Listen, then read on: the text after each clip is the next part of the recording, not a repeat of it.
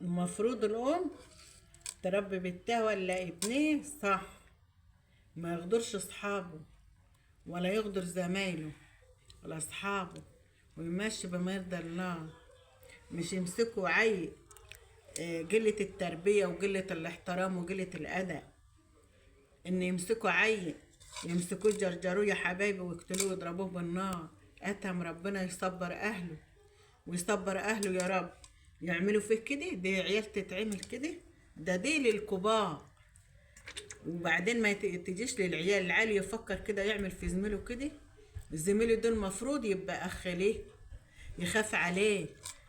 اللي ما يقبلوش على أخوه وما يقبلوش على قرايبه وما يقبلوش على حد، يعملوا فيه كده ويجرجروه ويقتلوه ويضربوه بالنار ويجرجروه لحد فين ويبهدلوا فيه. ربنا يصبر امه وابوه ويصبر اهله.